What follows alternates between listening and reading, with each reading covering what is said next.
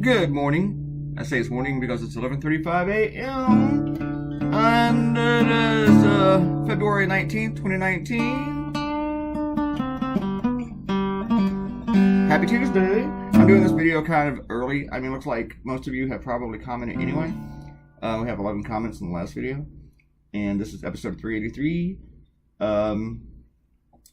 So here we go. And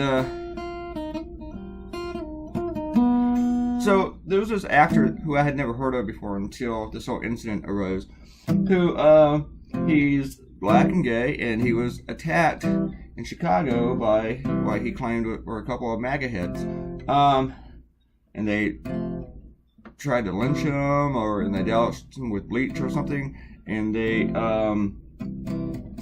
echoed Trump rhetoric. And he complained to the police. First thing the police did was investigate him, because this was Chicago, and the Chicago Police Department is a pretty much racist organization. Remember, they killed Laquan McDonald, and they made up all sorts of lies about Laquan charging at them with a knife and everything. A year later, after they killed him, they finally released a dash cam that showed Laquan McDonald did not do anything of the sort. And the officer who shot him multiple times is now going to prison. The other cops were cleared of any wrongdoing and trying to cover it up, which is kind of shocking. But anyway, Chicago Police Department is now claiming that Jesse Smollett, the actor here, may have made all this stuff up. He won't cooperate with them by giving them his cell phone and stuff like that. And quite frankly, to me, why should he? But if he did make it up, that's bad. But my whole point is that every conservative in the world is talking about this. They're all going nuts, you know.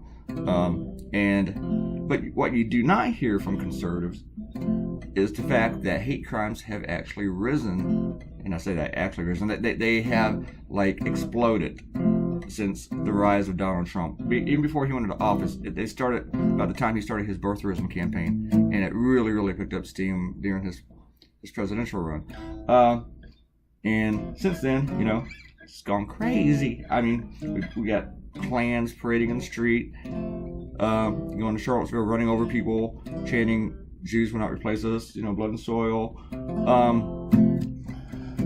We got a candidate in Mississippi joking about going to a lynching. Last week, the small town paper in Alabama wrote this editorial saying that the Klan needs to go up and clean Washington, D.C. I am not making this up. None of this would be happening if Donald Trump wasn't president. You know? But conservatives don't talk about this. It's kind of like the whole racism thing in Virginia with the blackface.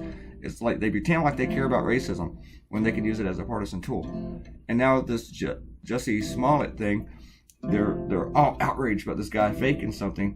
And that is bad, you know, and the guy should be held accountable. But the biggest crime to me about this is that it distracts from the actual hate crimes, and it gives conservatives a reason to say, oh, well, look, here's one that's fake. Here's one.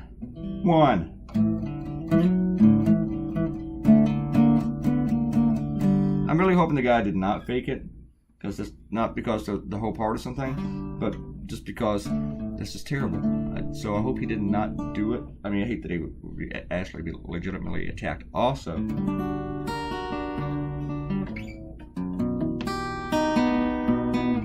But hey, we don't have much time today, so let's do some shout outs. Robert Cotino came in and we were talking about Amazon, and he said, I could argue about how the Amazon shenanigans concerning corporate handouts does in point of fact hurt the economy. Would, however, take a long time. Basically, think of it this way: the rich don't spend as much of their money as the poor. Such handouts disproportionately help the rich, so it does hurt the national economy some. I could argue against it, but I would be wrong. Because Robert Cotino, you're absolutely correct. Rich people don't really go out and spend that much money, except they put it back into their whole stocks and stuff. They don't really do anything with it to boost the economy. They don't. When you give them huge tax cuts, they don't really hire more people. There's no such thing as trickle down. It doesn't happen. I mean, it didn't happen in the 80s. Didn't happen during the George W. Bush years. It's not happening now with the Trump tax cuts. So no, Robert Cotino is absolutely correct. President Oso liked the cartoon. It says cool cartoon as always. Thank you, Mr. Oso. I gotta give you guys thumbs up for that. Errol's glad I caught the typo in the last cartoon. It irked her when she saw the rough. There is no rough for this one today. I didn't think about it until it's near the end. and I hadn't saved it. So, but we don't need one every single day. I don't really consider the last one a typo. It was a genuine me not knowing if I need a do or a does a noun. And even after I wrote does, I thought that I needed do. And so I asked Hillary, and I just left it there to hang until she got back to me. Yeah, I am drinking water today. It's not Coca-Cola. How about that?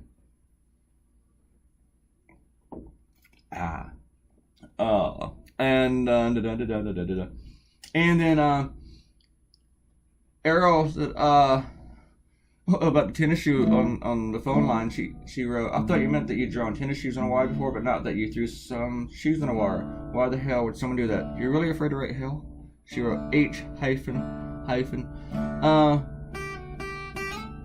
Actually, I've done both. I know I've drawn it before, but I definitely went out in the street and threw tennis shoes up into a phone wire once. It's like 2 a.m, and I look like a total idiot throwing shoes in the air for an hour. It took a while. It takes some strategy, man. It takes a lot of skill. I didn't have any. Yeah, it's a weird thing to do. I just wanted to do it. This drunk guy came down the street, and then he tried to help me for a while. It didn't work for him. And Errol asked, so pizza rat a stage means someone gave a pizza to, it would be a slice of pizza, to a rat and filmed it, because that doesn't mean it's stage. IMO. Stage would be someone had a trained rat, gave it some pizza, and digitally inserted the background of the subway. Giving a rat pizza and filming it is just wasting pizza. LOL. Nope, it was a trained rat. They had a trained rat, and this person considers themselves a wizard. They're like an artist, and to them it's an art project when they do this. And then after they perpetuate this hoax, they come out and they admit it's a hoax. They want to see if they get people talking and stuff. But as I wrote before, they actually did the hoax with the raccoon riding an alligator, to where, like, I think even like they were talking about it on Fox News, and other people like Bill Maher were talking about it, and that thing was staged, but it wasn't with the real alligator raccoon. I don't know how you talk them into doing that. It was two stuffed animals. Say, when somebody told me Pizza Rat was staged, because I didn't know it when I did the cartoon, I had to go down the wormholes and found out the stuff about the raccoon and an alligator. But yeah, staged. Errol also wished me Happy President's Day, which was yesterday. Totally forgot. I actually walked out to check the mail. One weekday, we didn't have to actually check the mail, but I did it anyway. It's bad enough I forget on Sundays and walk out there. It really bothers Akenta, who commented about how commercials talk to Google and Alexa to get them to remind you to watch a show. And we're about done. I cannot get to that. Yeah, that was me too. She's glad Amazon didn't stay, and she liked the cartoon. There's nothing to count, like the pizza and the sneakers. But yeah, there's nothing to count in that one or this one, and I don't know about the next one. But I'm doing another one real early, so you get to see it. Leave a comment, you'll get a shout out. And what was I gonna say? Oh yeah, click the red button and subscribe, and I'll see you guys later tonight. Goodbye.